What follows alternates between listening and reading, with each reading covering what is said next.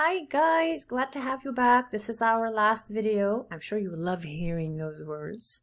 So we're going to do a little bit of a comparison. Demand pull inflation versus cost push inflation. So how do they look like side by side? Notice they share the same variables of price level and real GDP. Remember, it's called many things. Aggregate output is the same as the real GDP. So here's what's happening in this case. When it is demand pull inflation, inflation is initiated by what? Aggregate demand, which means the buyer, which means the income that the buyer has.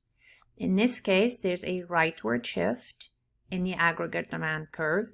It's taking the economy from this much purchasing at this level of price level at inflation, the PO, the original, and is pushing it up. It's a rightward shift that pushes it up, and it actually causes more purchasing and higher prices.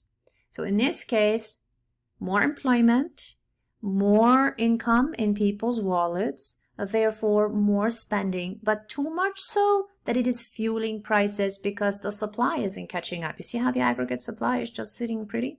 Now, if the aggregate supply were to make a rightward shift, that can change the equation. We'll lower the prices down. If it makes a leftward shift, oh man, is it going to cause prices to go up some more? Kind of like here. When it is cost push or supply side inflation, inflation is caused by increases in costs. And remember, when we say costs, we mean the inputs that go into producing the product, whether it's raw materials, utilities, taxes, labor, anything that goes into making the product. In this case, even though you're still working with the price level and you're working with the real GDP, it's not the aggregate demand that's doing anything. So it could be that employment is even dropping. It could be that income is even dropping. Unfortunately, what's happening is the total production here from the aggregate supply original to the aggregate supply one has shifted to the left. When it shifted to the left, it dragged the inflation rate up. So the economy went from producing more and having lower inflation to producing less and causing higher inflation. Demand pull inflation, it's the buyer that advances the inflation up because the buyer is working more and has more money. With cost push, it's the seller that's actually doing it. So down here, a little bit of a note, cost push, remember the word cost, always seller, and the prices are being pushed, it's uncomfortable, and increase in aggregate supply due to costs. Let's do that. But when it's demand pull, it's an increase in aggregate demand due to income. Okay, what's happening is that the income is actually greater here. How do you like it when we add it together? Is that a good idea? Okay, so this is where we are as far as the difference between the two. Now here, with hyperinflation, this is our last point. I have a hole, it's an abyss, because this is what it really feels like.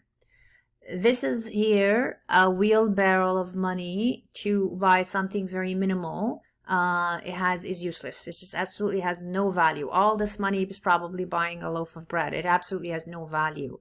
And so hyperinflation, think of when something is hyper, it's definitely out of control. Hyperinflation is a rate of inflation of 100% or more, usually within a year. Prices basically double.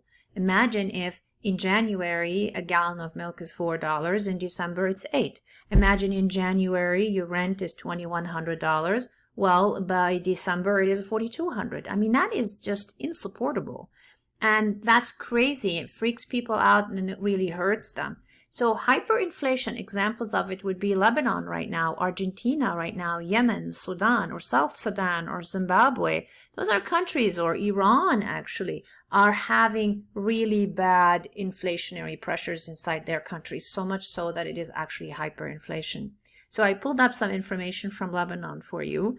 The transportation costs increased 492% in April, compared to the same month last year, followed by health segment, which surged 431%. No, these percents are separate. Water, electricity, gas, and other fuels soared 409%, while food and non-alcoholic beverages rose 375%. Yay, this one is one.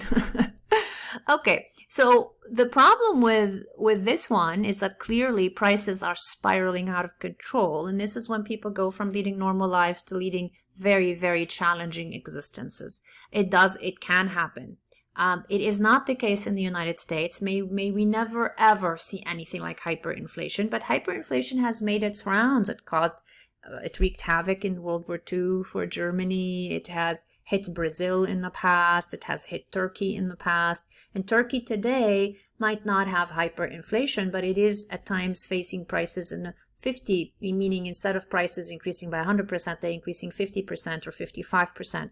Might not be officially hyperinflation, but it would freak the heck out of us.